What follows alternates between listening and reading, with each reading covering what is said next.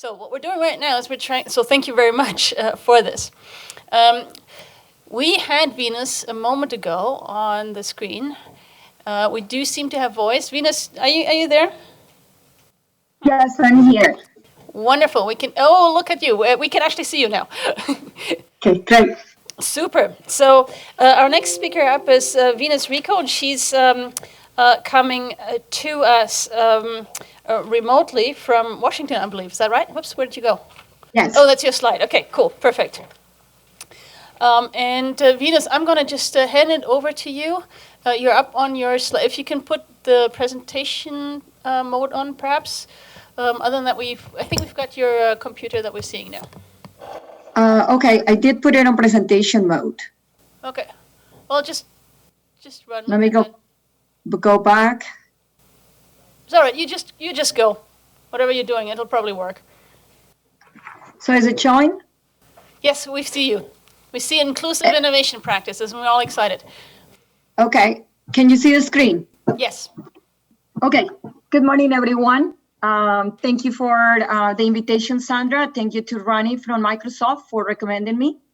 So my name is Venus, and I'm actually Colombian, but I live in Seattle, Washington. And today I want to talk about inclusive innovation from the perspective of relationship.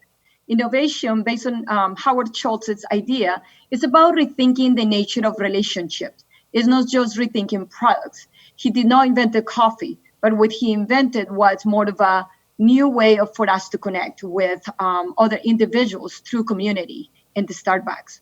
So within innovation and relationships, there are power dynamics that occur.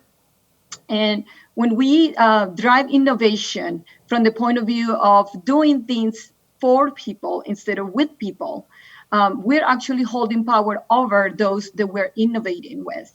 And so one of the things that I want for you to think about is how those power dynamics are embedded within the organizations that you're currently leading or you're being part of. There are two power models that I want to talk about. The old power model, which most of you are familiar with, which is the model where innovation happens within closed doors and the products get rolled out for everyone else in order to get success. But a lot of times the individuals affected by these innovative processes are not being part or influencing the outcome of this innovation. On the other hand, the new power model of organizations, in this model, actually individuals, underrepresented individuals from different identities get to influence the organizational outcomes in terms of innovation. Innovation in this case happens everywhere, happens within the organization and outside of the organization. And to that, let me give you a quick example so you can really understand what does that mean. In 2010, NASA was told that they were not innovative. Imagine that. And also they were told that their budget was being cut.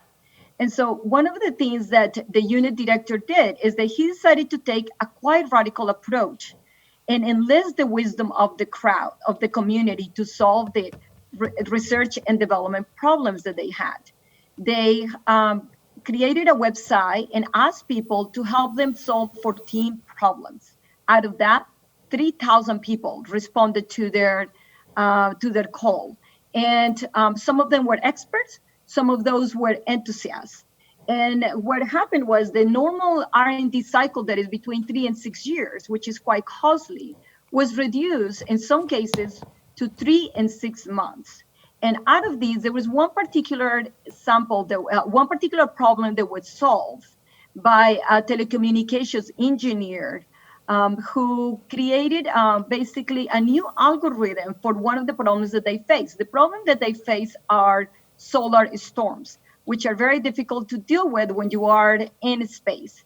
And so NASA's model was predicting the storm within an hour of happening. And their prediction rate was about 50%, which is not very good at all.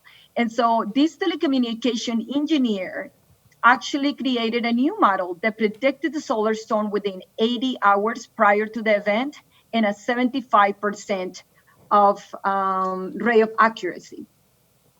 When I think about these, Venus, makes me really think about what happened within NASA, because there was this old power model with some of the scientists felt very threatened by the new person who does not have a degree on rocket science to solve this problem. There was a lot of tension. And I am sure there was a lot of talk of we can't lower the bar in terms of hiring because this won't let us to the outcomes that we want.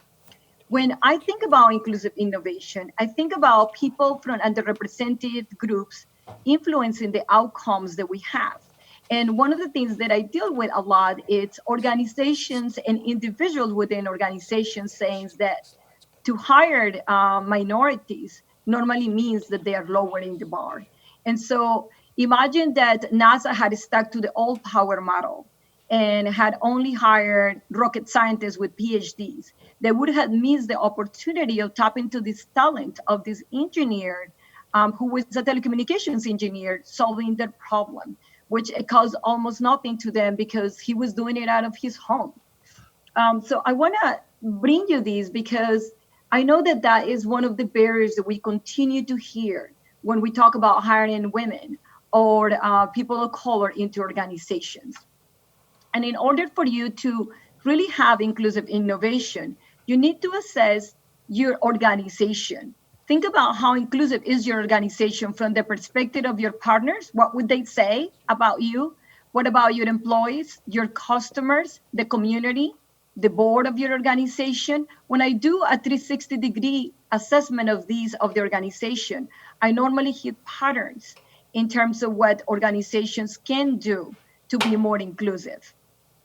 And so with that, let me focus on one of the things that organizations can do to be more inclusive. Do you hear me? Can you forward us on the slides? We're kind of stuck a little bit earlier on. Can you catch us up? Should I stop sharing and reshare them? Yeah, try again, please. Okay. Okay, let me see this. Let me know if you can see them. Yes, we're happy now. Thank you. Okay, sorry about that. Technology. And so for those who didn't get to see the model, this was the power model that I was talking about, the old power model we are very familiar with, expertise, secrecy, competition. The new power model where there is more transparency. There is not just one leader leading all of that, and the knowledge is shared across the organization and outside the organization with the communities that are impacted. And here is the 360-degree feedback that I was speaking of in terms of something that you might really want to do for your organization if you're trying to drive inclusive innovation. And now I was going to show you this slide where I talk about inclusive hiring practices, because in order for you to have innovation, you need to have representation in the room, inside and outside in the ecosystem. And also you have to engage the community. So some of the organizations that I work with have launched STEM programs for kids to ensure that the pipeline is robust in terms of representation. Others, for instance, have invited people from the community to come into their organizations. This is one of the local governmental units here in Seattle that runs a breakfast for Black ministers.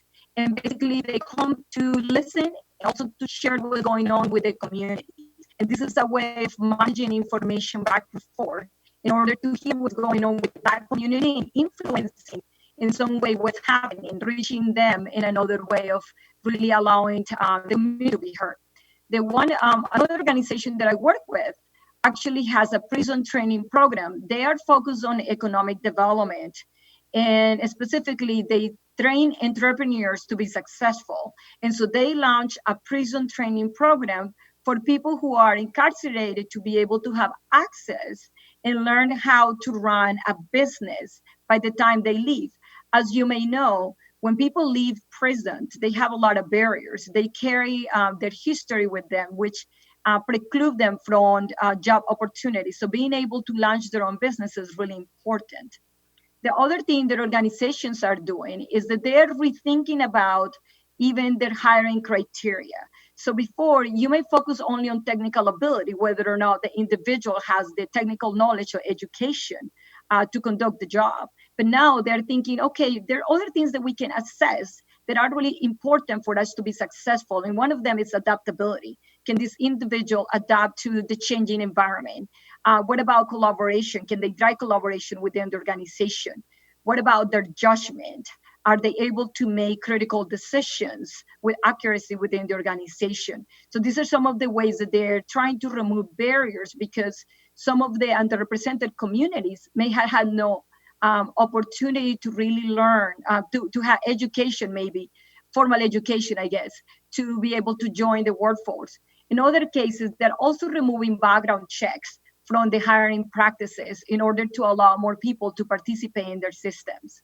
And more specifically, in the interviewing process, I want to share a very quick example of something that a clinic here that works with the Native community has done.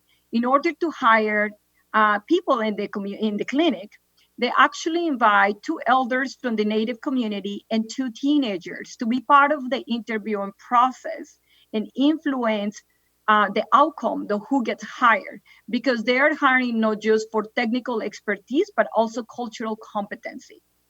The other things that organizations are doing in the interviewing process is, for instance, Microsoft has run the autism program. And in the autism program, one of the things that they do is they create a video series where they allow the individual to understand the entire process, what's going to happen, who is going to interview them, how long are the interviews. And when they come on site to get interviewed, they actually get feedback on their performance in the interview. They get coached. So imagine that you were actually able to come into a job interview and get coached on whether or not you're able to pass the interview.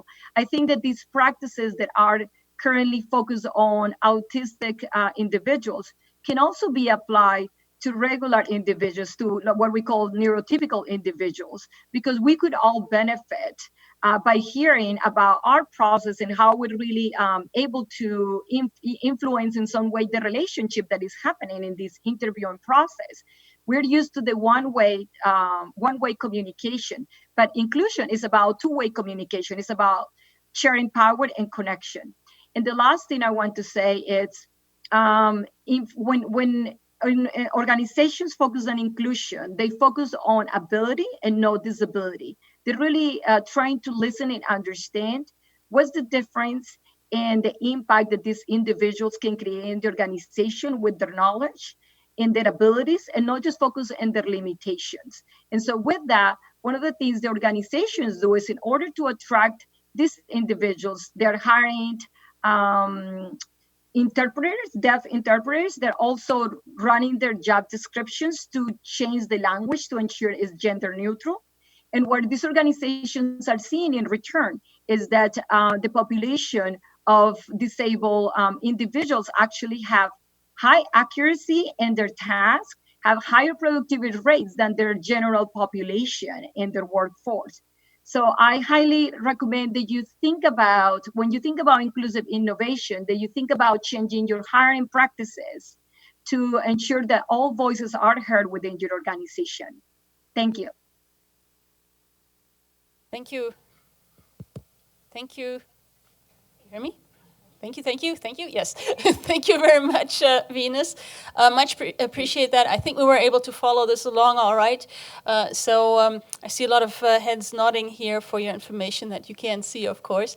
But thank you very much. And Venus is going to kind of hang around for the conversation after this panel. With that, I'd like to hand it over to Alan McCafferty. I believe you don't have slides, right?